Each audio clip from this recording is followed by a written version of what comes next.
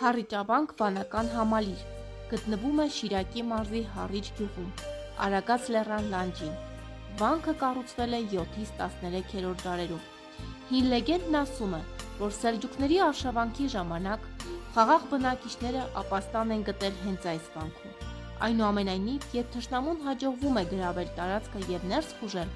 պարզվում է, որ վանքը դատարկ է։ Սելջուկները որոշում են, որ հրաշք է տեղ ունեցել, եւ մարդիկ թռչուններ դառնալով թռչել են, սակայն իրականում մարդկանց հաջողվել էր գաղտնի անցուղու միջոցով լքել վանքը։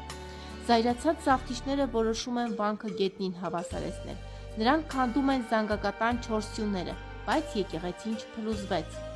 Այս անգամ սելջուկները հաստատվեցին իրենց համոզմունքի մեջ, որ վանքը հսկվում է բարձրագույն ուժերի կողմից, եւ այլևս չփորձեցին այն ոչնչացնել։